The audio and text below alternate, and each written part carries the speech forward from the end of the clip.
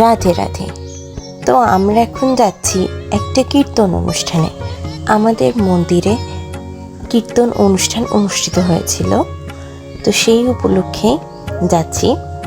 তো সকাল 12টা থেকে রাত 12টার একটু বেশিই হবে, তত পর্যন্ত সারাদিন কীর্তন হয়েছে। 2 দল কীর্তন করেছিল।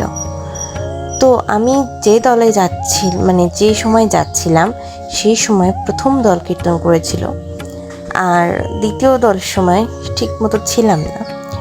তো আমি ওখানে গিয়ে দেখি সেইভাবে এখনও লোক এসে পারেনি, কারণ দুপুরের টানা রোদে দেখতে পাচ্ছেন আপনারা অনেক রোদ। তো এত রোদ্রে সেইভাবে ভক্তরা এসে পারেনি।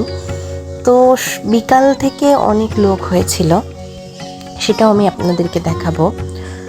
এখানে একজন কীর্তনিয়া, তিনি আমাদের গ্রামেরই কিন্তু অন্য কোথাও থাকেন, উনি পাঠ করছিলেন। খুব সুন্দর পাঠ করেন উনি। ওনার পাঠ শুনে সত্যিই অনেক ভালো লেগেছিল। আপনারাও একটু শুনুন।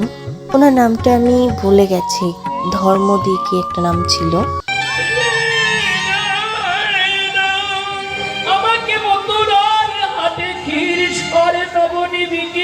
করিতে যাইতে দেয় না, আমাকে নীল শাড়ি খানা পরিতে দেয় না, আমার কৃষ্ণের বংশীর ধ্বনি শ্রবণ করিতে দেয় না। আমি তোকে কেমন করে গোবিন্দের গলায় দিয়ে আসি বলো। তাই ওই তো এবার আমি যাব প্রসাদ পেতে, কিন্তু প্রসাদ পাওয়া তার আগেই আমার আর কি ভিডিওটা করা হয়নি। আমি যখন প্রসাদ পেয়েছিলাম, তারপরে প্রসাদ পাওয়ার পরে আমি এখন ভিডিও করে আপনাদের দেখাচ্ছি। তখন অনেক লোক কম ছিল।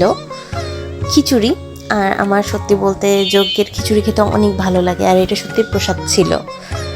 আর তারপরে আমার প্রসাদ পেতে পেতে আর একটা দল চলে এসেছিল। এই যে এই প্রথম দলটা ছিল পুরুষ দল, এটা হচ্ছে মহিলা দল। নামটা আমি সঠিক বলতে পারবো না, কিন্তু তারপরে আর কি সন্ধ্যার সময় আমি আবার গিয়েছিলাম।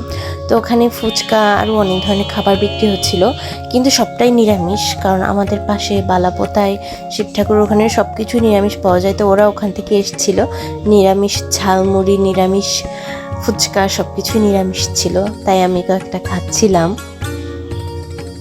তো তারপরে আমি হামলে পড়লাম ঝালমুড়ির উপরে। এটাও নিরামিষ ছিল, ওখানে আমিষ আইটেম অনেক ছিল, কিন্তু কীর্তনে এসে ওগুলো আর খাইনি, নিরামিষগুলোই খেয়েছি। নিরামিষ ফুচকা, নিরামিষ ঝালমুড়ি, বেশ ভালোই লেগেছিল, খুব সুন্দর ছিল ওগুলো খেতে।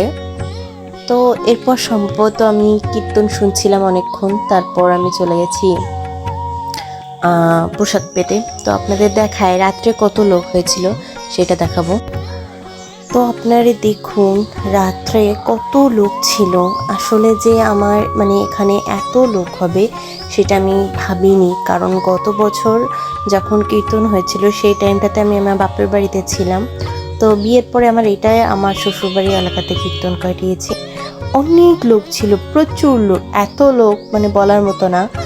আর কীর্তনিয়াটা উনিও যে এত সুন্দর, অনেক সুন্দর করে উনি পাঠ করেন। তো অনেক লোক ছিল, আপনারা দেখতেই পাচ্ছেন।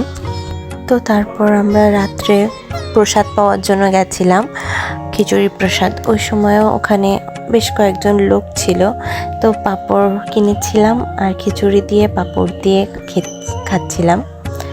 তো ভালো লাগছিল, পুরো দিনটা অনেক সুন্দরভাবে কাটলো। যতটুকু সম্ভব আপনাদেরকে আমি দেখানোর চেষ্টা করলাম। তো সবাই ভালো থাকবেন, সুস্থ থাকবেন। হরে কৃষ্ণ।